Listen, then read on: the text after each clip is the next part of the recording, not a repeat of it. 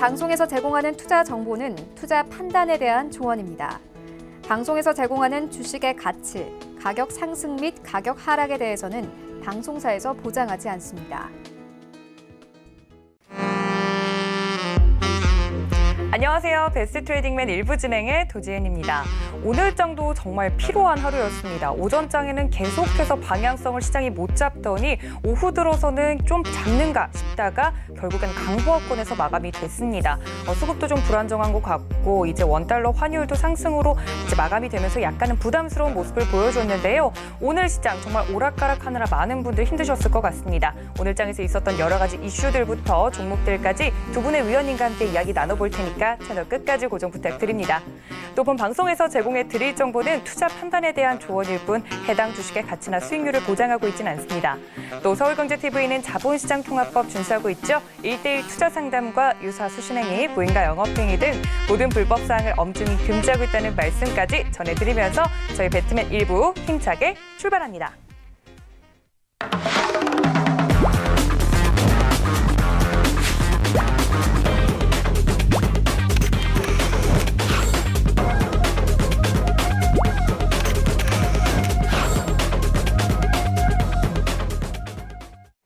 네, 오늘도 저희를 든든하게 지켜주실 두 분의 배트맨 위원님들 모십니다. 박원재 위원님과 최충성 위원님 모십니다. 위원님들 반갑습니다.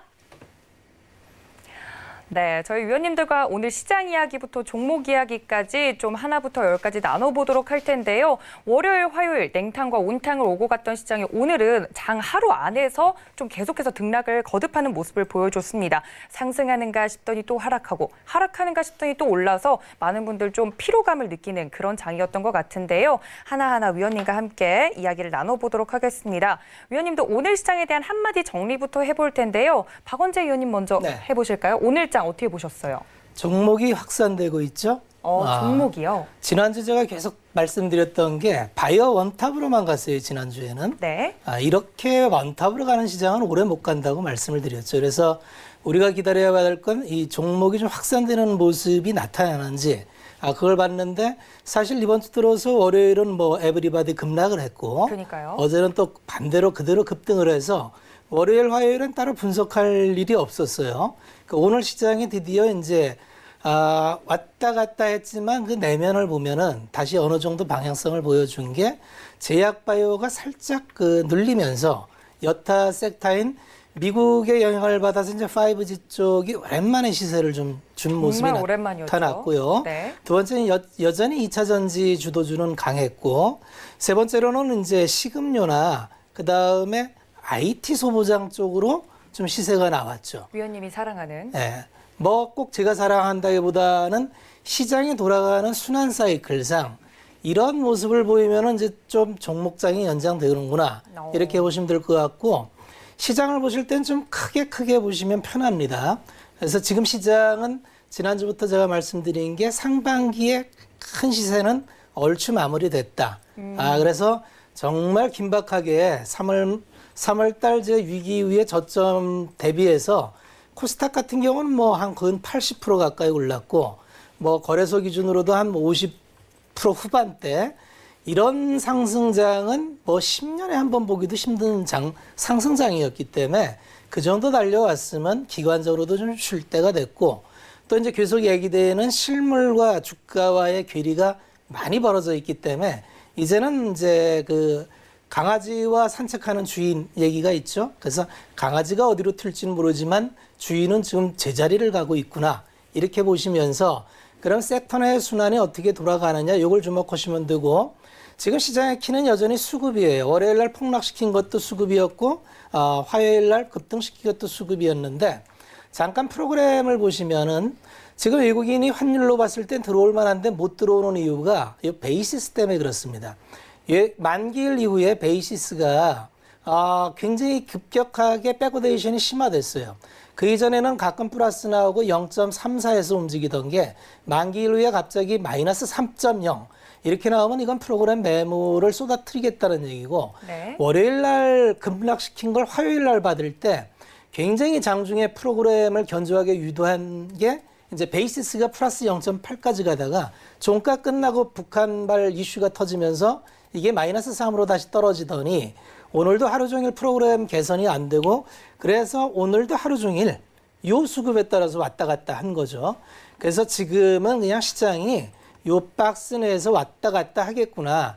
그럼 섹터별로 어떻게 돌아가서 길목을 지킬까?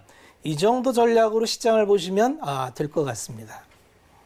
네, 오늘 수급 동향까지 위원님께서 자세하게 설명을 해주시면서 시장 이야기를 해주셨는데요. 종목의 확산이 일어나고 있다라고 한 줄 정리를 해주셨습니다. 확실히 긍정적인 시그널인 것 같아요. 이제 지수 자체도 많이 올라오긴 했지만 종목들이 잘 가야 좋은 장이기 때문에 종목의 확산이 일어나고 있다 말씀을 드렸습니다. 이런 시장에 대한 뷰 궁금하다 하시는 분들 노란톡 활짝 열어두고 있습니다. 서울경제 박원재 검색을 하시고 오픈 채팅 탭 눌러서 들어오시면요. 이런 이야기들 모두 함께 해보실 수 있으니까 참고 부탁드립니다.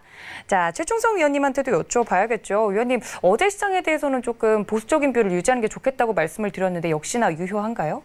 네, 일단은 뭐 지금 장세는 조금 뭐 종목의 확산에 대해서는 저도 동의하는 부분이고, 일단 기존에 이제 상승을 이끌었던 그런 섹터분들이 조금 분산돼서 움직이는 모습이고, 지금 기존에 이제 상승을 계속적으로 이끌어왔던 우선주나 이런 부분들이 조금 이제 순환매가 이제 거의 끝났다고 보고 이제 제자리를 좀 찾아가는 모습이거든요. 새롭게 좀 시작한다라고 볼 수 있기 때문에 굉장히 조금 힘드실 수 있습니다. 섹터분들이 지금 뭐 정확히 어떤 종목들이 가겠다라고 자리를 잡은 모습은 아니기 때문에 굉장히 좀 힘드실 수 있어요. 지금 장세에서는 오히려 내 페이스를 좀 유지를 하고 이런 시장 뭐 흔들림이나 이런 것에 대해서 너무 반응을 한다거나 너무 힘들어 하지 마시고 네. 지금만 잘 지나가면은 굉장히 좀 좋은 시장은 올 수 있기 때문에 천천히 좀 여유롭게 대처하자라고 말씀드리도록 하겠습니다.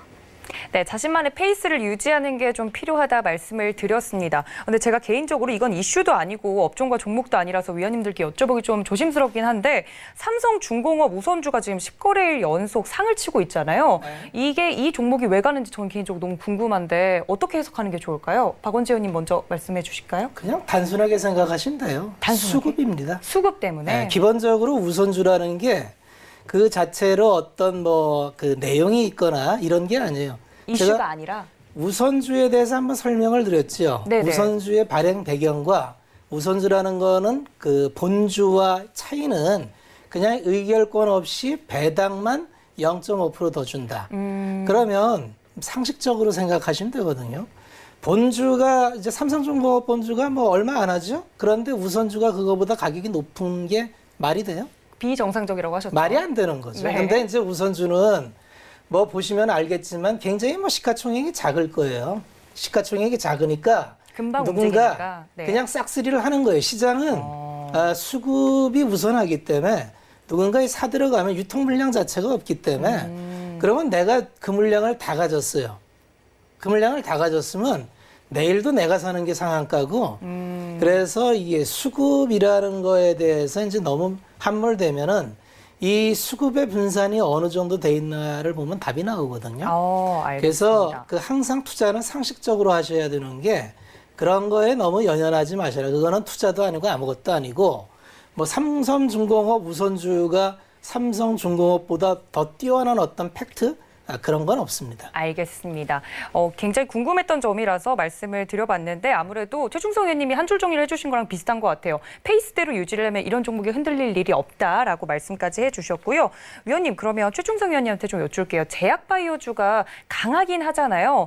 그러면 이게 흐름이 강하긴 하지만 다른 종목들로 분산이 되고 있는 건데 어떤 종목군들을 최근에 좀 눈여겨보는 게 좋을까요? 네, 일단 지금 요즘 시장 자체는 뭐 어쩔 수 없이 코로나 관련된 부분에 대해서 좀 이슈를 받을 수밖에 없고 치료제요? 네, 치료제 네. 관련해서 계속적으로 이슈가 되고 있기 때문에 뭐 하루가 다르게 조금 뒤에서도 한번 다루겠지만 네. 일단 하루가 다르게 어떤 뭐 치료제가 또 뭐 성공을 하고 뭐 좀 효과를 봤다라고 하면 계속적으로 좀 따라 붙는 경향들이 있는데 일단 그런 부분들에 대해서 뭐 엄청난 기대감을 가지고 비중을 많이 담아서 들어가시기보다는 짧게 그냥 시장에서 대응을 하는 그런 전략으로 하셨으면 좋겠고 일단 치료제 자체는 좀 이성적으로 생각하실 필요가 사실상 있습니다. 뭐 코로나뿐만 아니더라도 사스나 메르스 또 아직도 치료제가 없고 지금 이 코로나 관련해서는 제가 예전에 예시로 좀 비슷하다고 말씀드렸던 게 스페인 독감 100년 네. 전에 일단 발생을 했던 그 스페인 독감과 굉장히 비슷한 맥락인데 일단 그 100년이 지난 스페인 독감 자체도 지금 백신이 없다는 부분에 대해서 좀 잘 생각을 해보셔야 될 것이고 네. 일단 전염성이 굉장히 강하기 때문에 이런 백신 자체 그러니까 전염성이 강하다는 거는 변이도 굉장히 잘 일어난다는 뜻이기 때문에 치료제 자체가 사실상 나오기는 굉장히 힘들거든요. 일단 그런 부분들을 좀 염두에 두시고 시장의 흐름에 따라서 뭐 단기적으로 접근하신 건 괜찮으나 뭐 이 종목에 대해서 뭐 상한가를 갈 거야 뭐 이렇게 접근하시면 좀 위험하지 않을까 생각이 됩니다. 알겠습니다. 두 분 다 같은 이야기를 해주셨습니다. 종목이 확산되고 있는 것은 맞지만 이성적으로 시장을 대응할 필요는 있다 말씀을 드렸습니다. 최충성 위원님과 함께하고 싶으신 분들 위해서 채널도 활짝 열어뒀습니다. 노란톡 들어오셔서요. 서울경제 최충성 검색하시고 노란톡 오픈 채팅 탭 눌러서 들어오시면 이런 이야기들 모두 함께해 보실 수 있으니까 참고 부탁드립니다. 시장에 대해서 이렇게 숨가쁘게 이야기를 나눠봤는데요. 오늘 장을 이끌었던 이슈들도 분석을 해보도록 하겠습니다. 우리 장을 이끌었던 첫 번째 이슈 함께 만나 보시죠. 어제 배트맨 일부 시간에 특별하게 이 이슈에 대해서 다뤘었죠. 북한발 리스크가 불거져 나오면서 이에 대해서 움직이는 종목들, 방산주와 남북 경협주에 대해서 스페셜하게 좀 다뤄봤습니다. 그 여파가 오늘까지 이어지는 모양새였는데요. 오늘 장을 좀 한마디로 정리를 해보면 오전장 같은 경우는 이 북한발 리스크가 조금씩은 남아서 시장에 영향을 주는 모습이었고 오후장은 또 거기에 영향권에서 많이 벗어나서 미 선물지수와 좀 연동되는 모양새를 보여줬습니다. 첫 번째 이슈에 남북관계 급격한 냉각 기류가 형성이 되면서 방산 관련주들이 오늘까지 영향을 주고 오전에 받는 모습이었는데요. 이 부분에 대해서 위원님들과 이야기를 나눠보도록 하겠습니다. 최충성 위원님한테 먼저 여쭐게요. 어제 방산주 관련해서 이야기를 해주셨잖아요, 위원님. 네. 좀 연장선에서 오늘 오전까지는 시장이 영향을 받던데 어떻게 보셨어요? 네, 일단은 어제 제가 방산주 관련해서 좀 종목을 몇 개 다뤄보고 말씀을 드렸었는데 일단 힘 자체는 어느 정도 남아있으나 그렇게 많은 힘이 남아있지 않다라고 말씀을 드렸었습니다. 일단은 힘이 약하다. 네, 힘이 좀 약하기 때문에 일단 차트상에 나와 있는 그 캔들의 힘에 대해서 좀 말씀을 드렸었는데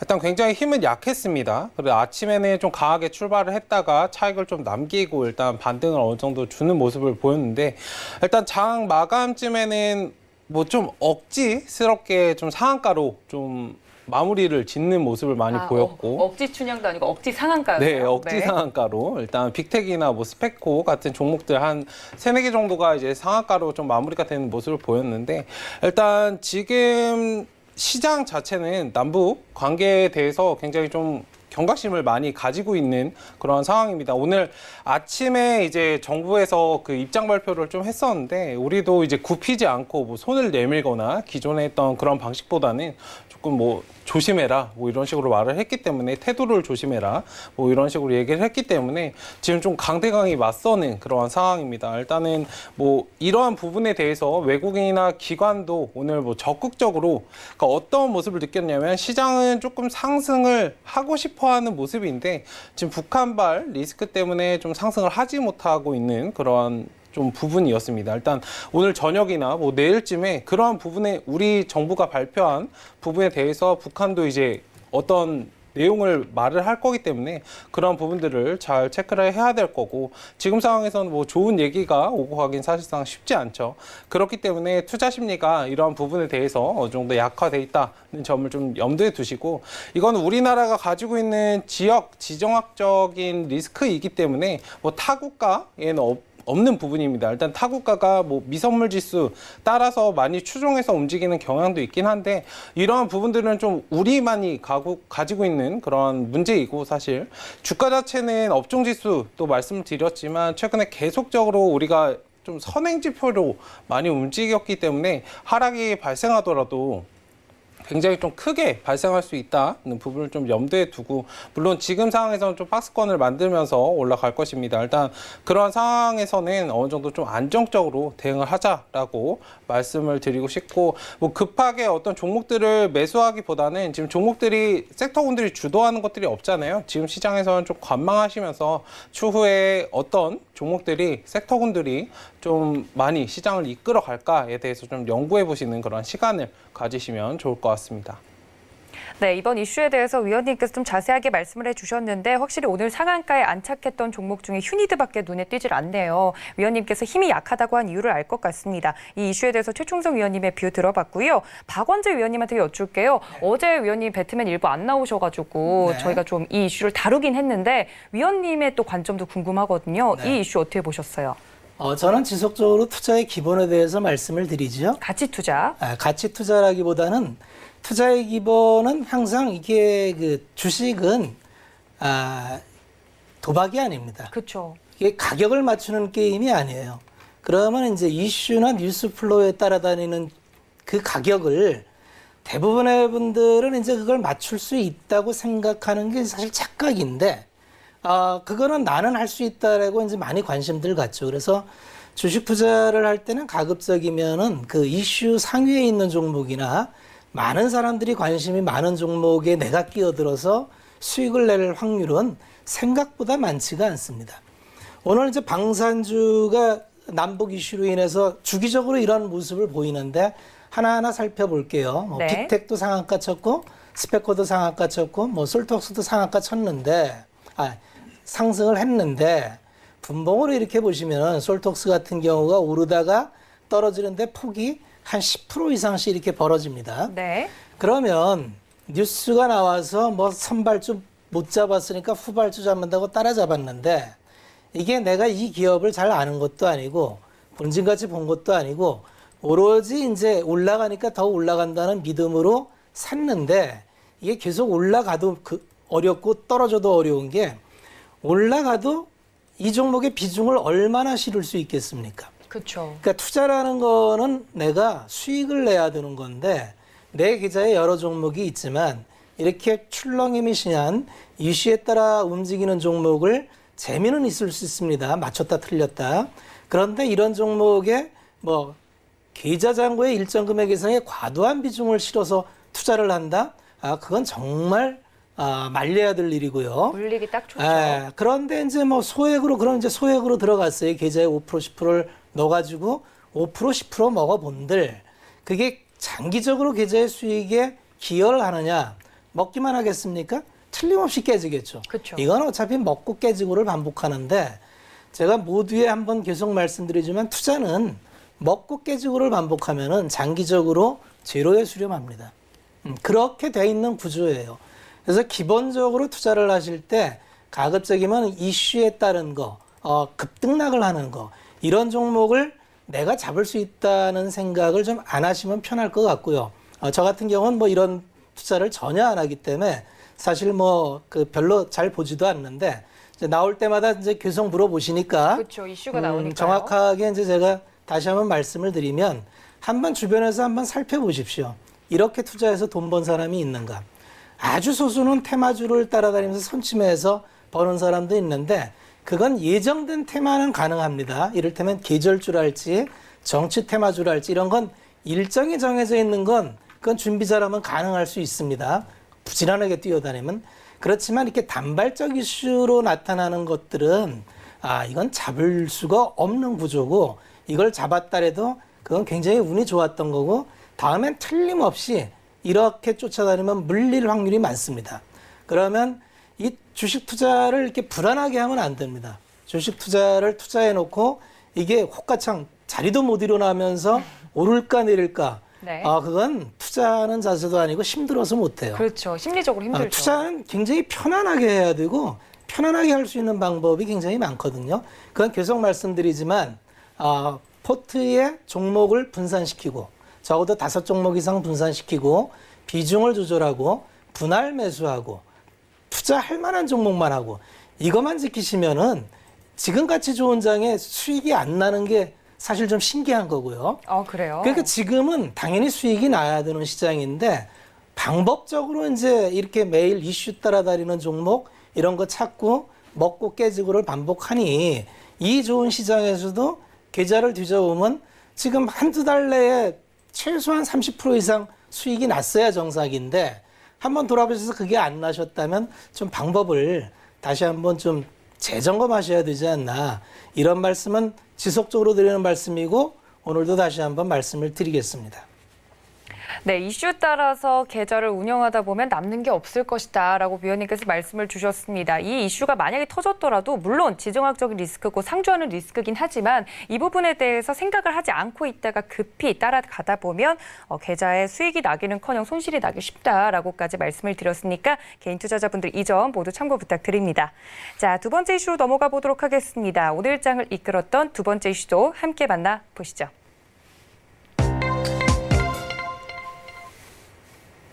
제약 바이오주들을 필두로 지금 종목이 확산되고 있는 이 시장에서 코로나19 치료제에 관련된 이슈가 나왔습니다.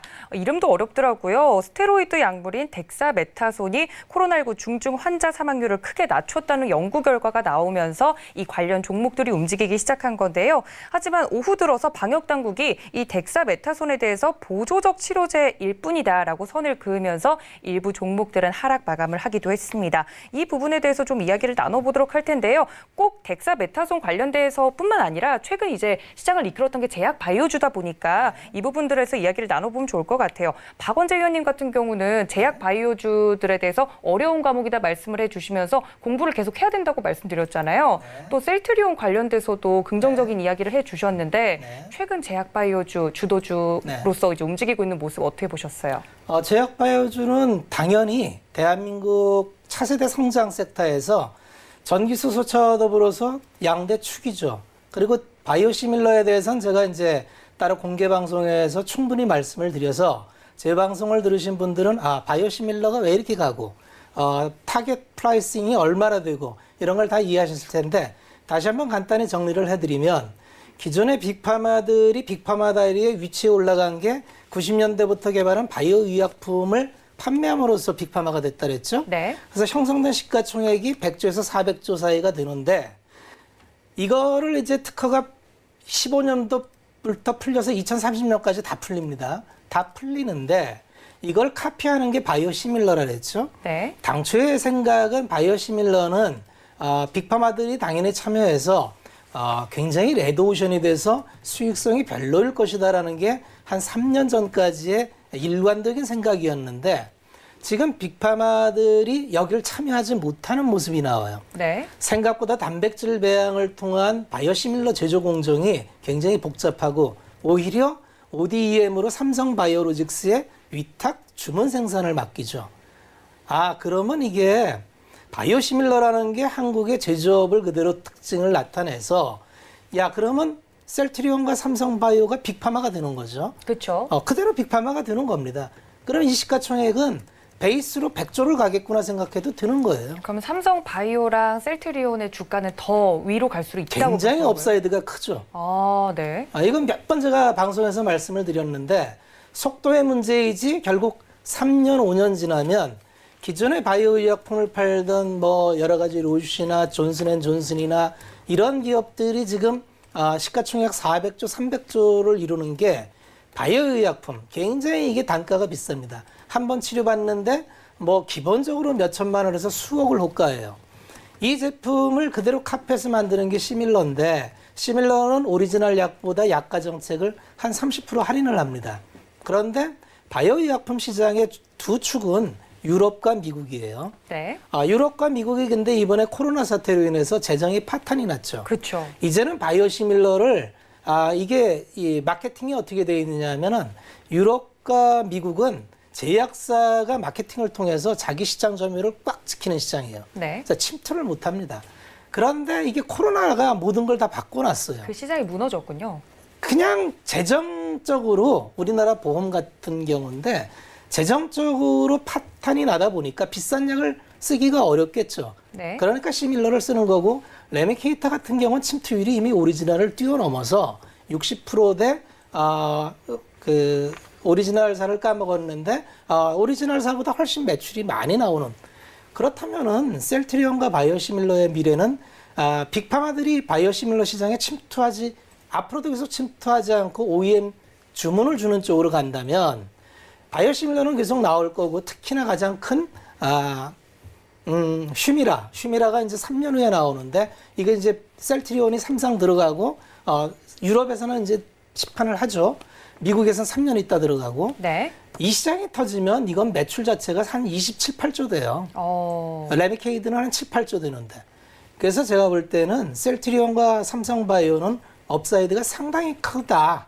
이렇게 보시면 될 것 같고, 두 번째 트렌드는, 제약바이오 트렌드는 이제 항암제가 기본적으로 케미칼 항암제에서 표적 항암제에서 면역 항암제로 넘어오다가 요새는 병력요법으로 들어가요. 네. 같이 들어가는 거죠. 그래서 사실은 면역 항암제의 3대 축이었던 헬릭스미스, 신라젠, HLB가 3상에 다 실패하면서 이제 뭐 신약은 죽었어 이러던 거를 살려놓은 게 알테오젠이 살려놓은 거예요. 갑자기 그 플랫폼 ADL 기술이라 해서 항암제를 찍는데 NK 세포 활성화하는 것뿐만 아니라 키트루스 용어를 또 까먹었네요. 어렵죠, 네. 네, 그거 같이 투여하니까 굉장히 항암 치료에 효과가 좋더라. 그래서 이 플랫폼 라인으로 들어오는 게 요새 아주 핫한 거. 알테오젠을 필두로 해서 나오는 게 레고캠바이오, 레고캠바이오요? 엔지캠 생명과학, 네. 뭐 앱클론, ABL 바이오, 뭐 이런 것들이 이제 후속으로 나오는 거죠. 그래서 이건 또 다른 흐름의 시작이겠구나. 그러면 알테오젠 같은 경우는 이게 새로 시작할 수도 있겠다는 생각을 가질 필요가 있습니다. 왜냐하면 트렌드가 새로 시작되는 거기 때문에 이게 어디까지 흘러갈지 몰라요. 이렇게 새롭게 시작하는 거고 이게 성공한다면 신라젠이 실패했던 걸 얘는 성공할 수 있는 거니까 네. 그 꿈을 이어가는 이런 플랜이죠. 그럼 알테오젠 지금 가격도 그렇게 비싼 건 아닌 건가요, 위원님? 성공한다면 싼 거죠. 그래서 근데 성공 가능성을 보여줬기 때문에 그 꿈을 계속 이어갈 수 있는 거죠. 신라젠은 안 되잖아요. 그렇죠. 근데 새롭게 그 꿈을 이어갈 종목이 생긴 겁니다. 그러니까 제약바이오도 이렇게 흐름 중심으로 가면은 따라갈 종목, 안 되는 종목 구별이 됩니다. 오늘 뭐 얘기한 코로나 치료제 뭐 이런 거 한번 들여다보시면은 뭐 영진약품이나 이런 걸 보시면 그냥 재무제표를 보십시오. 이게 가당한가 안 한가. 그러면 실적으로 가는 섹터와 어떻게 이렇게 제가 말씀드린 바이오시밀러나 항체, 이중 항체를 하기 위한 제4세대 항암제는 이 꿈이 당분간 깨질 일이 없어요. 그런데 코로나 치료제는 이건 조만간 깨질 확률이 많아요. 네. 그러면 뭘 쫓아가야 되겠냐는 거죠. 그래서 투자라는 건 항상 합리적 추론과 근거를 갖고 들어가야지 막연한 기대감으로 갖고 가는 건 안 된다. 내가 못 버틴다. 그런데 꿈이 계속 지속되고 연장되는 거는 바이오 섹터가 살아있는 한 잠시 물려도 또 갈 확률이 많겠죠. 그래서 바이오 종목이 워낙 많지만 최소한 옥석 가리기를 하고 투자할 종목인지 투자하는 게 좀 부담스러운 종목인지 아니면 실적 베이스로 투자할 종목도 많이 있습니다. 그래서 정확하게 투자 아이디어를 잡고 가셔야 된다는 말씀을 꼭 드리겠습니다. 네, 최근 제약 바이오가 주도주라는 건 두 위원님 모두 이제 이견이 없으실 것 같은데 그 중에서도 같은 제약 바이오 섹터더라도 옥석 가리기가 꼭 필요하다라고 박원재 위원님께서 말씀을 드렸습니다. 오늘 또 이슈가 덱사메타손에 관련된 이야기가 나오면서 코로나19 치료제들이 들썩인 건 사실인데요. 이 부분에 대해서 최충성 위원님께 좀 여쭐게요. 위원님, 이 이름도 어려운 이 치료제 이름이 나오면서 또 관련 종목들이 같잖아요. 이거는 그럼 박원재 위원님 말씀해 주신 것처럼 좀 그냥 단기 매매적으로만 접근하는 게 좋을까요? 네, 저도 이제 계속해서 뭐 코로나 치료제 관련해서는 계속적으로 좀 단기적으로 접근하자라고 말씀을 드리고 싶고 네. 일단 바이오는 뭐 다 아시겠지만 기대감에 상승을 많이 합니다. 일단 거품은 뭐 생길 수도 있지만 언제든 꺼지게 되어 있기 때문에 지금 시장에서는 좀 단기적으로 대응하자라고 말씀을 드리고 싶고 왜냐면 이제 자고 일어나면 어떤 치료제가 나왔다라고 이제 계속적으로 나오거든요. 네. 일단 매일 일어나면은 오늘은 또 어떤 치료제가 나왔다고 일단 기사에 또 나올까? 어떤 약이 또 효과 있다고 나올까? 네, 그러면서 유럽 증시가 또 상승을 했을까라고 이제 좀 맨날 궁금한데 일단 그렇기 때문에 그 며칠 가다가 또 새로운 치료제가 나오면 언제 그랬냐는 듯이 다시 이제 제자리로 돌아오는 모습들을 보이는데 그런 자리에 이제 잘못 들어갔다가 기대감을 너무 많이 가지고 가시고 이제 비중을 많이 담으시는 경우가 굉장히 많거든요. 제약바이오 같은 경우에는. 그러면 이제 다시 나올 수 수 없는 그런 것들도 굉장히 많기 때문에 일단 시간적으로는 많이 소요될 수 있습니다. 그리고 실질적으로 그런 것들이 일어나고 뭐 효과가 있다, 입증이 되어야 이제 상승을 할 수 있기 때문에 뭐 천천히 뭐 굳이 저점에서 잡으실 필요는 없습니다. 천천히 흐름을 보시고 뭐 무릎쯤에 들어가시라라고 항상 말씀을 드리는데 일단 그런 기대감 뭐 플러스 그 기존의 그 회사가 기업이 가지고 있는 뭐 개발하는 그런 것들이 있잖아요. 코로나 말고라도 일단 그런 것들이 기본적인 밑받침이 되어 있는 그런 기업들을 좀 체크하시고 보실 필요가 있고 그 어떤 기사가 나왔을 때 오늘 뭐 이런 섹터군들이 상승을 했고 이런 뭐 치료제가 나와서 오늘 시장에서 이슈를 받아서 유럽 증시가 상승을 했다더라. 그러고서는 바로 진입을 하시는 것보다는 정말 치료제로서 효과가 있을까에 대해서 한번 체크를 해보시고 좀 진위 여부를 파악하시고 들어가실 필요가 있다고 저는 이제 계속적으로 좀 말씀을 드리는데 일단 특히 바이오 종목들은 더더욱 그렇게 하셔야 됩니다. 기대감에 너무 많이 상승을 하고 너무 많이 급락을 하는 그런 패턴이 나오기 때문에 뭐 반도체나 이런 것들은 그러니까 오르더라도 살짝 오르고 꺼질 때도 그냥 어느 정도 그냥 낙폭 정도만 발생을 해주는데 바이오는 뭐 상한가도 갔다가 뭐 하한가도 갔다가 그냥 출렁출렁 움직이기 때문에 네. 더더욱 진위 여부를 잘 파악을 하시고 정말 1상, 2상, 3상 아니면 뭐 그 이상 정말 치료제로서 효과가 있다 아니면 거기에 대해서 뭐 논문이 나왔다더라에 대한 그리고 언제 시판이 될 거니까 뭐 지금 수요가 어느 정도 예측이 된다라는 그런 정도의 좀 리포트 정도는 어느 정도 좀 확인을 하시고 들어가시는 그런 전략이 좀 필요하지 않을까 생각됩니다.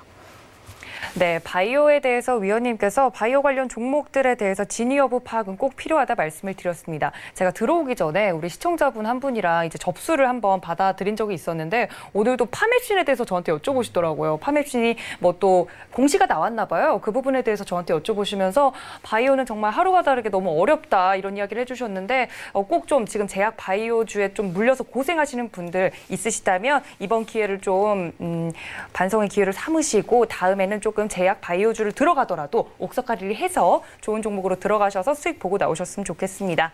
자, 이렇게 두 가지 이슈에 대해서까지 이야기를 나눠봤습니다. 그렇다면 오늘 업종과 종목도 위원님들과 함께 이야기를 나눠보도록 할 텐데요. 위원님들이 말씀해 주신 것처럼 종목이 이제 주도주들이 가지고 있던 힘들이 좀 아래에 있는 종목들한테 퍼지고 있는 것 같아요. 오늘의 업종과 종목 한 분씩 이야기 나눠보도록 하겠습니다. 그럼 최충성 위원님, 오늘의 업종과 종목 어떤 걸로 꼽아주셨을까요? 일단 제약바이오가 상승을 하고 있기 때문에 일단 제약 관련 주를 말씀을 드리도록 하겠습니다. 일단 네. 이연제약 관련된 종목이고 일단 지금 오늘 추세 상승이 어느 정도 나왔습니다. 그래도 이제 코로나 관련해서 좀 이슈를 받고 오늘 상승을 좀 신고가 52주 신고가를 달성하면서 일단 움직이는 모습인데 네.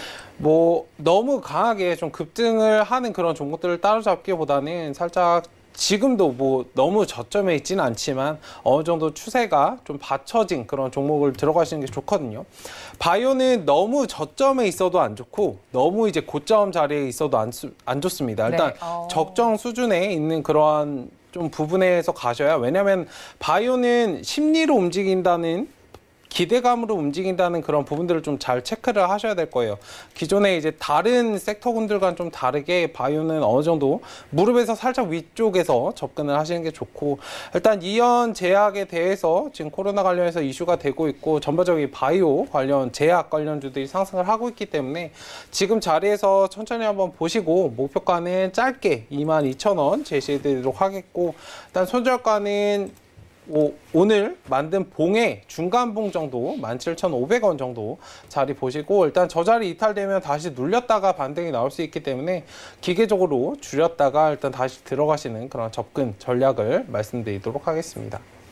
네, 이슈의 연장선으로 최충석 위원님께서 제약 바이오주 말씀을 드렸습니다. 이연제약 가지고 나오셨고요. 오늘만 해도 16% 넘는 상승률을 보인 힘이 좋은 종목입니다. 목표가 22,000원, 손절가 17,500원 제시를 해드렸으니까 참고 부탁드릴게요. 자, 박원재 위원님한테도 여쭙겠습니다. 위원님, 종목의 확산이 일어나고 있다고 하는데 네. 어떤 업종과 종목 눈여겨보셨어요? 기본적으로는 반도체 쪽이 돌아서야 시장은 좀 건강해질 거예요. 네. 반도체는 나중에 따로 좀 말씀을 드리겠지만 이제 우려도 있습니다. 우려도 있지만 그 우려가 생각보다는 우려한 만큼 그렇게 깊은 침체는 아니더라. 심각한 수준은 아니다. 이런 얘기가 나오면서 결국은 삼성전자가 돌아야 이제 제대로 힘을 받을 텐데 네. 그런 섹터가 중심이고 어쨌든 꿈만 가진 기업이 단독으로 가는 장은 그렇게 오래 가지를 못해요. 네. 그래서 숫자가 나오고 실적이 나오는 쪽과 이제 앞서거니 뒤서거니 해야 시장이 건강해지는 건데 오늘 제가 본 섹터는 이제 5G가 기대감은 많은데 상반기 내내 죽고 있죠. 네. 5G가. 너무 못 가요. 작년에는 가장 핫했던 섹터인데 작년에 이제 국내 투자로 가장 핫했었는데 이게 이제 코로나로 인해서 이제 투자가 중지가 됐죠. 근데 하반기로 가면은 지금 중국이 투자가 들어가고 있고요. 미국이 이제 오늘 미국이 발표를 했죠. 인프라 투자를 하겠다. 그래서 5G하고 낙후된 브로드밴드 확충에 1조 달러를 투자를 하겠다. 결국은 중국이 인프라 투자를 시작했고 미국이 이제 따라서 가고 이런 식으로 이건 다 예정된 팩트라는 얘기를 제가 말씀을 계속 드리죠. 확정된 사건이다. 네. 기다리면 반드시 한다. 그럼 5G 투자는 언제까지 할 거냐? 이게 4세대인 4G LTE 때는 2010년, 13년 요때까지 한 게 이제 4G LTE 때는 그냥 지역, 로컬 중심이었기 때문에 투자 기간이 굉장히 짧았고 금액 자체도 작았는데 이 5G 투자는 4G LTE 때하고 그 기간이나 규모가 비교할 수 없을 만큼 틀리다. 왜냐하면 주파수 대역 자체가 틀립니다. 4G LTE 때까지는 저주파 대역대로 들어와서 기본적으로 3MHz 언더에서 다 유지가 됐는데 이제 5G가 되면은 대역폭을 높여가지고 고주파를 국가적으로 다 자산 배분을 했죠. 그래서 하반기 되면 국내에서도 28GHz 영역에 고주파 이제 시설 투자가 들어갈 텐데 그렇게 되면 다시 이제 기지국과 특히 이제 광 트랜시버를 쓰는 오이 솔루션 같은 매출이 굉장히 늘어날 요인이 많이 생깁니다. 네. 그러니까 항상 투자는 앞으로 미래에 일어날 팩트, 확정적인 사건 중심으로 보면 기업 보기가 쉬워요. 네. 지금은 안 움직일 수 있습니다. 하지만 그게 언제 움직일지 모르지만 주가는 선행성이 있기 때문에 하반기에 투자한다면 이즈음부터는 이제 움직일 때가 됐어요. 그러니까 이제는 기다리면 되는 거죠. 그런데 기다리지를 못하고 기업을 잘 모르니까 자꾸 이제 시세만 쫓아서 네. 왔다 갔다 하는 건데 기업을 알고 투자할 시기를 한다면 그냥 기다리면 됩니다.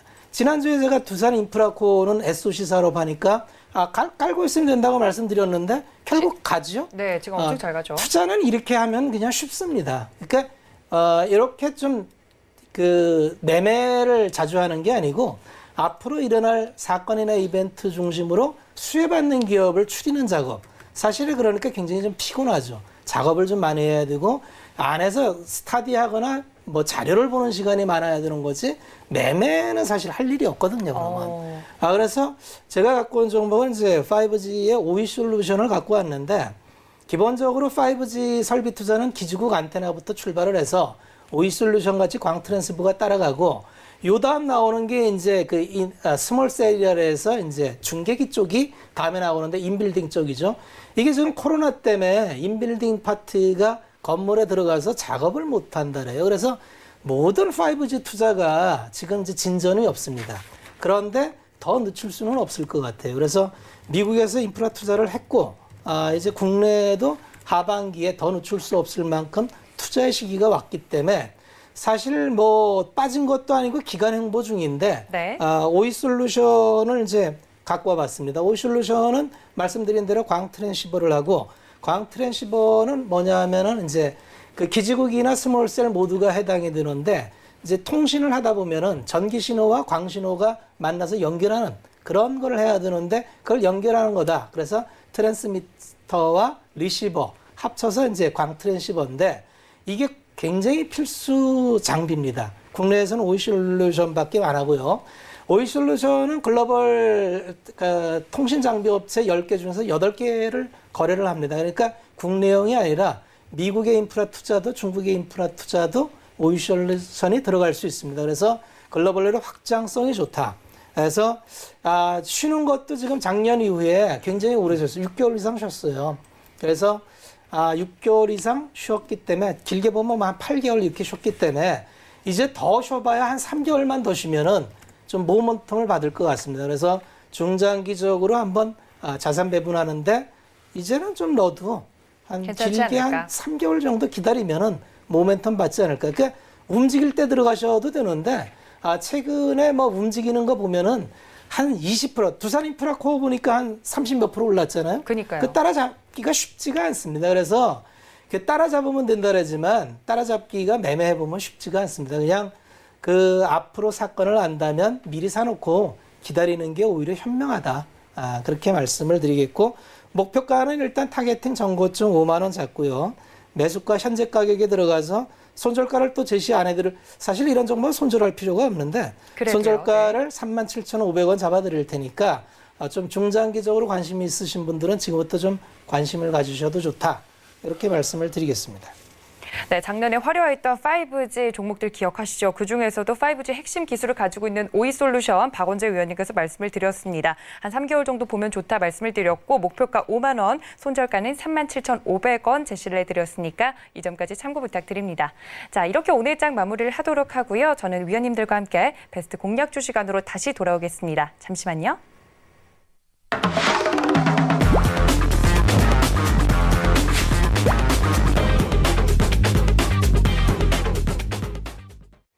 네, 이제는 내일장에 좀 바로 공략이 가능한 베스트 공략주를 알아보는 시간입니다. 위원님들의 이야기를 쭉 이렇게 들으니까요. 어떤 공략주를 또 오늘은 제시를 해주실지 궁금합니다. 박원재 위원님한테 먼저 좀 여쭐게요. 위원님, 오늘 베스트 공략주 어떤 거 준비해 주셨어요? 2차 전지 갖고 왔어요. 2차 전지 앞으로 더 갈 거라서.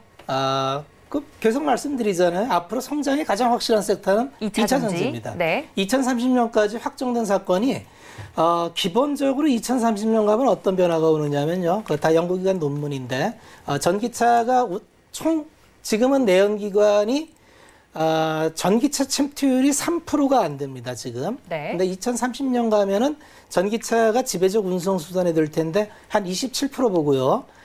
의외에 또 자료가 나오는데 수소차가 만약에 생성이 된다면 그 다음은 수소차로 보고 있습니다. 수소차 섹터도. 네, 수소차를. 그 다음에 이제 세 번째가 내연기관. 이렇게 돼서 완전히 이제 운송기관. 이게 에너지하고도 다 관련이 되기 때문에 에너지원하고도 관련이 되는 사건이죠. 그래서 전기차는 지금 이제 뭐 안 볼래야 안 볼 수가 없는 섹터인데 최근에 전기차가 이렇게 핫 이슈가 되는 건 테슬라 사건이죠. 테슬라가 중국에 공장을 세웠는데 생각보다 호응이 좋습니다. 그래서 올해 30만 대인가 이렇게 세웠는데 이미 다 예약이 끝나서 내년도에는 100만 대를 한다 그러죠. 그거를 100만 대를 공급할 배터리가 없습니다. 그래서 배터리 업체는 앞으로 증설을 향후 3년 내에 현설비의 2배를 해야 되는 규모로 해도 못 쫓아갑니다. 그런데 이제 두 가지 측면이 있습니다. 배터리는 단가를 계속 낮춰야 돼요. 그래서 셀 업체가 손익분기점이 넘는 거는 올 하반기로 보고 있는데, 그래서 셀 업체가 이제 손익분기점이 나오니까 요새 삼성 SDI하고 LG화학하고 드디어 이제 ESS나 전기차 섹터 배터리에서도 수익이 나는구나 이러고 이제 가고 있는데, 사실은 실효율은 그 아랫단에 있는 납품업체가 받을 확률이 많습니다. 그래서 요새 극효율을 높이는, 효율을 높여주는 이런 섹터가 굉장히 주목받아요. 왜냐하면 한 번 충전에 이제 600km, 800km를 가야 되니까 전고체 배터리 가기 전에 효율을 높이는 소재 산업. 오늘 포스코 케미칼도 그 기존에 NCM에서 했었는데 NCM-A를 또 개발한다 그랬죠. 네. 그래서 이건 자본력 게임이기 때문에 자본이 좀 큰 섹터가 유리합니다. 그 두 가지가 에코프로비엔과 포스코 케미칼이겠죠. 그 아랫단에 이제 그 전극 소재를 하는 섹터들이 많이 있습니다. 첨보처럼 첨가제를 하는 섹터도 있고, 대조 전자재료처럼 음극재에 활력을 주는 이산화 황화물 이렇게 첨가하는 것도 있고, 제가 오늘 갖고 온 거는 이제 전극 효율을 높여주는 PNT라는 기업인데, PNT라는 기업은 뭘 하느냐 하면은 기본적으로 전극을 만들 때 요거 과정이 좀 복잡한데, 요게 이제 전극을 얇은 막에 발라서 요걸 압축을 해가지고 이걸 똘똘 말아줘서 이제 캔에 넣는 거거든요. 네. 요 공정을 하는 게 이제 PNT하고 CIS하고 두 기업이 있는데 오늘은 PNT를 갖고 왔습니다. 시간 관계상 그냥 간단하게 요 정도만 말씀드리고 목표가 바로 제시해 드릴게요. 네. 목표가 14,500원에 매수가 11,500원 현재 갖고 손절가 9,900원이면 지금의 상승세가 계속 가는 데 있어서 수혜를 받겠다 해서 오늘 PNT를 간단하게 소개를 시켜드렸습니다. 네, 2차 전지주죠. PNT 말씀을 해주시면서 전기차와 수소차에 대한 이슈까지 짚어주셨습니다. 매수가 11,500원, 목표가는 14,500원, 그리고 손절가는 9,900원 말씀을 드렸으니까 이 PNT에 대해서 좀 눈여겨보셨던 분들 모두 참고 부탁드립니다. 박원재 위원님과 함께 이런 종목 이야기 나누고 싶다 하시는 분들 노란톡 열려 있습니다. 서울경제 박원재 검색을 하시고 서울경제 박원재 검색하시고 오픈 채팅 탭 눌러서 들어오시면 이야기 나눠보실 수 있으니까요. 참고 부탁드립니다. 자, 최충성 위원님의 베스트 공략주도 만나봐야겠죠. 위원님 어떤 종목 준비해 주셨어요? 네, 일단 제약 관련주가 강세이기 때문에 일단 단기적으로는 제약 관련주를 보시는 게 좋다라고 말씀드리고 싶고 네. 일단 뭐 시청하시는 분들께서 다 알고 계시는 일동제약이라는 종목에 대해서 말씀을 드리도록 하겠습니다. 뭐 이름이 좀 생소하실 수도 있는데 아로나민 C 생각하시면 되고요. 네. 아로나민 C를 만들고 있는 회사입니다. 뭐 B형 간염 치료제나 그러니까 최근에 이제 코로나19 관련해서 주사제를 또 싱가포르에 좀 공급하기도 했고 오늘 같은 경우에는 기관 매수가 굉장히 많이 좀 유입이 되는 모습도 보였습니다. 그 부사장도 장내 매수로 3,700주 이상의 이제 매수를 했고 그 자사주 매집 같은 경우에는 굉장히 좀 추세 상승을 줄 수 있는 그런 뭐 호재거리가 있기 때문에 사실상 자사주 매집을 좀 하는 거거든요. 일단 그런 부분들을 좀 보신다면은 단기 수익 관점에서 좀 상승을 주지 않을까 일단 생각이 되고 있습니다. 그러니까 제약 관련주는 제가 말씀을 드렸지만 너무 상승을 크게 준 그런 종목보다 그리고 너무 상승을 안 준 종목보다는 적정 기준점을 좀 가지고 8, 9% 이상 좀 띄워준 종목들이 좋거든요. 일단 그런 부분에서 좀 단기적으로 접근을 하셨으면 좋겠습니다. 일단 매수가는 17,400원 오늘 중간 봉 정도 오면은 좋겠는데 만약에 자리를 주지 않는다면 일단 내일 시가 정도 확인을 하시고 한번 흔들어주는 자리가 만약에 나온다면 17,400원 정도 진입을 하셨으면 좋겠고 분할 매수를 조금씩 해보셨으면 좋겠어요. 18,000원 정도 구간에서 천천히 진입을 하시고 일단 목표가는 짧게 2만 원 잡아드리도록 하겠습니다. 일단 스윙 관점에서는 뭐 조금 더 상승을 할 수 있지만 일단 2만 원 구간은 기존에 이제 매물 구간에 많이 위치해 있기 때문에 일단 저 자리에 오면 기계적으로 수익 실현하시고 나머지는 좀 가져가 보시는 그런 전략 그리고 중기적인 관점에서 끌고 가셔도 괜찮다라고 말씀을 드리도록 하겠습니다. 역시 강한 제약 바이오 중에서 일동제약 말씀을 드렸습니다. 매수가 17,400원, 분할 매수 전략 드렸고 목표가는 2만 원과 손절가 16,700원까지 제시를 해주셨습니다. 일동제약 눈여겨보신 분들 참고 부탁드릴게요. 최충성 위원님과 함께하고 싶으신 분들 노란톡 활짝 열려 있습니다. 서울경제 최충성 검색을 하시고 오픈 채팅 탭 눌러서 들어오시면 이런 종목에 대한 이야기들 받아보실 수 있으니까 참고 부탁드립니다. 자, 위원님들 이렇게 오늘 베스트 공략주까지 만나봤으면 지난 베스트 공략주는 아주 짧고 간결하게 이야기를 해보도록 하겠습니다. 박원재 위원님 지난주에 주셨던 게 신택이에요. 네. 근데 좀 하락을 해서 지금 네. 손절가 부근을 움직이고 있는 것 같은데 네. 어떻게 할까요? 갖고 가셔야 됩니다. 보유하셔야 되고. 보유하셔야 되고 네. 지금 뭐 심택뿐만 아니라 소부장 섹터는 전체적으로 다 약세해서 10%에서 20%씩 다 이제 가격 하락을 맞고 있는데 기업 자체의 문제는 없습니다. HDI 쪽은 살아남은 자가 이제 수혜를 받고 있는 중이고 반도체 기판의 서브스트레이트도 계속 매출이 늘어나는데 뭐 실적 대비해서 걱정할 기업은 아니라고 봅니다. 그냥 계속 보유 의견 드리겠습니다. 신택에 대해서 계속해서 보유해도 된다 말씀을 드렸습니다. 최충성 위원님의 지난 베스트 공략주도 만나보도록 하죠. 컴퍼니 K였습니다. 위원님, 손절가를 7,300원 주셨었는데 이건 어떻게 할까요? 보유할까요? 네, 일단 컴퍼니 K 관련해서는 창투사 관련해서는 조금 이제 제약 관련주 그쪽에 투자를 하고 있지만 조금 얘는 추세를 좀 늦게 받는 면은 있습니다. 일단 손절가는 이탈을 했는데 일단 굉장히 짧게 잡아드렸었거든요. 일단 한 3-4% 정도 상승을 했다가 눌리는 모습인데 일단 지금 상황에서는 일단 좀 전략적으로 말씀을 드리면 뭐 중기적으로 좀 보시겠다 하시면 천천히 끌고 가시는 전략도 괜찮고 만약에 좀 짧게 대응을 하셨다면 일단 손절가는 이탈을 했기 때문에 일단 덜어내고 왜냐하면 시간적으로 어느 정도 소요가 되는 그런 기회비용 측면에서 생각을 하셔서 일부 덜어내시고 나머지는 좀 다른 종목 아까 말씀드렸던 제약 관련 주들 보시는 것도 좋고 일단 중기적으로 괜찮다면 천천히 한번 끌고 가보시는 것도 괜찮은 전략이다라고 말씀을 드리도록 하겠습니다. 네, 최충성 위원님의 지난 베스트 공략주까지 AS 받아봤습니다. 1시간 동안 이렇게 알찬 이야기 전해주신 두 분의 위원님 보내드리면서 인사 말씀 나누겠습니다. 위원님들 고맙습니다. 네, 또 본 방송에서 제공해 드린 정보는 투자 판단에 대한 조언일 뿐 해당 주식의 가치나 수익률을 보장하고 있지는 않습니다. 또 서울경제TV는 자본시장통합법 준수하고 있죠. 1:1 투자 상담과 유사 수신행위, 무인가 영업행위 등 모든 불법사항을 엄중히 금지하고 있다는 말씀까지 전해드립니다. 오늘 하루 동안 시장이 너무 어지러웠기 때문에 많은 분들 고생 많으셨고요. 배트맨 2부도 이어서 이어지니까 많은 시청 부탁드립니다. 지금까지 시청해주신 여러분 고맙습니다.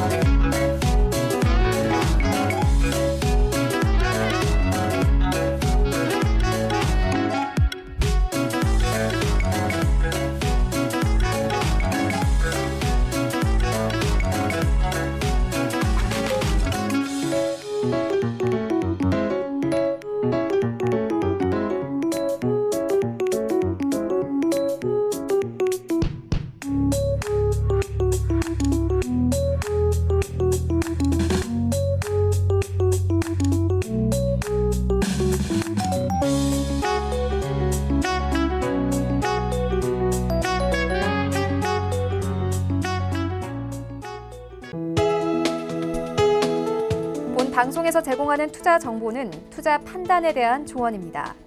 방송에서 제공하는 주식의 가치, 가격 상승 및 가격 하락에 대해서는 방송사에서 보장하지 않습니다.